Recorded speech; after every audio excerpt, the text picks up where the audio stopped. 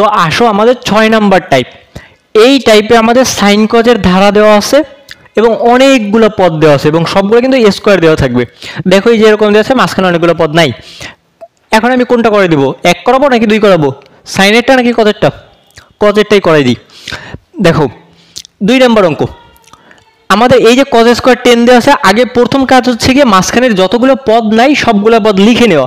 ধারাগুলো দেখো 10, 20, 30, মানে ডিফারেন্স কত, 10 ডিগ্রি করে ডিফারেন্স আছে, 10, 20, 30, পরের পর 40, 50, 60, 70, 80 এইভাবে করে লিখে নিব, উপরেরটা ওইভাবে করে লিখে নিব, মানে যেইটাই করো। তারপরে নিয়ম হচ্ছে প্রথমটার সঙ্গে শেষেরটা মিল রাখবা, মানে পাশাপাশি নিয়ে আসবা। দ্বিতীয়টার সঙ্গে শেষের আগেরটা নিয়ে আসবা। 3 নাম্বারটার সঙ্গে শেষের দিক থেকে 3 নাম্বারটা নিয়ে আসবা, এইভাবে করে নিয়ে আসতে হবে। তাহলে আমি যদি একটু সাজাই লিখি, cos স্কয়ার 10, এটা কিন্তু বাম পক্ষ, কারণ প্রমাণ করতে হবে। cos স্কয়ার 10, cos স্কয়ার এবার আমি কতকে নিব, 80 নিয়ে আসবো, মানে শেষেরটা, প্রথমটার সঙ্গে সবসময় শেষেরটা।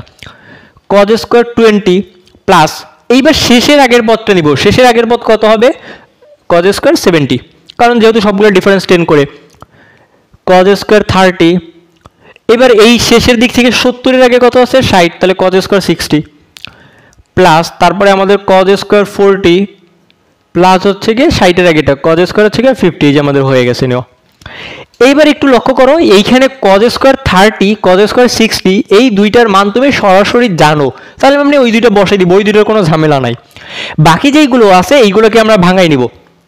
এখন ভাঙাবো, প্রথম দুইটার সঙ্গে মিল রেখে ভাঙাবো, যেটা বড় কোণ সেটাকে আমরা ভাঙাবো। cos স্কয়ার 10 থাকলো, এটাকে আমরা লিখতে পারি cos স্কয়ার 80, কি আমরা লিখতে পারি 90 ডিগ্রি মাইনাস হচ্ছে গিয়ে 10 প্লাস cos স্কয়ার হচ্ছে গিয়ে 20, এটা থাকলো, এইটাকে আমরা লিখতে পারি cos স্কয়ার 70, এই 70 কে আমরা লিখতে পারি 90 মাইনাস হচ্ছে গিয়ে 20।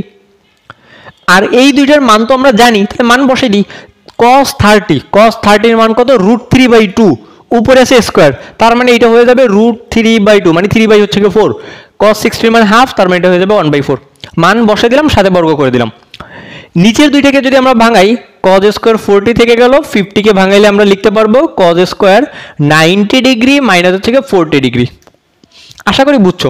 দেখো এই যে পাশাপাশি লিখছিলাম 10 আর 80 মানে 80, প্রথমটাকে থাকবে, বড়টাকে ভাঙাবো। এখন ভাঙাবো কিভাবে, 90 মাইনাস এই আগের কোনটা, 20 70 ছিল, 20 কে রেখে দিব, 70 কে লিখবো 90 মাইনাস 20।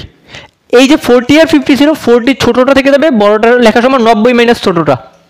মজা, অনেক মজার অঙ্ক যদি তুমি একবার বুঝো। দেখো এবার পরের গুলো দেখো, cos স্কয়ার 10, এইবার একটু খেয়াল করো 90 সঙ্গে কত গুণ আছে, অন, বিজোড় সংখ্যা, খারাপ মানুষ, চেহারা পরিবর্তন হবে, cos হয়ে যাবে sin, যেহেতু উপরে প্লাস আছে আমাদের চিহ্নের কোনো হিসাব লাগবে না, sin স্কয়ার 10 প্লাস, এইখান থেকে cos স্কয়ার 20 এটাকে রেখে দিলাম, আবার বিজোড় সংখ্যা, চেহারা পরিবর্তন হবে, তার মানে এটাও হয়ে যাবে sin স্কয়ার হচ্ছে 20 প্লাস, এই দুইটার মান তো জানি, এই দুইটাকে আমরা লসাগু করে দিতে পারি, তার মানে এটা হচ্ছে 3 + 1 মানে 4। আচ্ছা এবার এইখান থেকে দেখো, এখানে আমাদের থাকতেছে cos স্কয়ার 40 প্লাস হচ্ছে এটা হয়ে যাবে আমাদের sin স্কয়ার 40 ডিগ্রি। এখন এই যে প্রথম দুইটা sin square plus cos square মান হচ্ছে কি 1, এই দুইটার মান 1, এই যে কাটাকাটি করলে এইটুকের মান আসবে 1, আবার এই দুইটা একই জিনিস, মান হয়ে যাবে কত, 1 হয়ে যাবে, কারণ আমরা যে সূত্র জানি sin square plus cos square, তার মান হচ্ছে গিয়ে 1, এইটাই হচ্ছে কি আমাদের ডান পক্ষ। আশা করি বুঝছো, ডান পক্ষে আমাদের এইটাই প্রমাণ করতে বলছিল। এবার 1 নম্বর অঙ্কটা কি পারবা না, একইভাবে করে জাস্ট শুধু cos এর জায়গায় sin, আর কোনটার ডিফারেন্স কত আছে, 15, 20, 25, তার মানে 5 করে ডিফারেন্স, 30, 35, 40, 45 এভাবে করে 75 পর্যন্ত লিখবা, তারপরে এভাবে করে ফেলবা।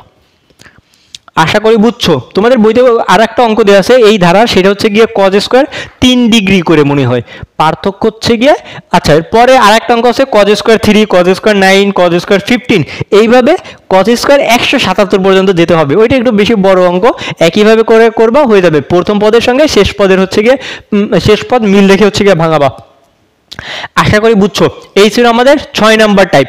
এরপরে আমরা 7 নাম্বার টাইপে চলে যাব, যেইটা এই 7A অনুসরণীর সবথেকে গুরুত্বপূর্ণ টাইপ। 7A অনুসরণীর সবথেকে গুরুত্বপূর্ণ টাইপ হচ্ছে আমাদের 7 নাম্বার টাইপ। চলো আমরা সেটা শুরু করে দিই।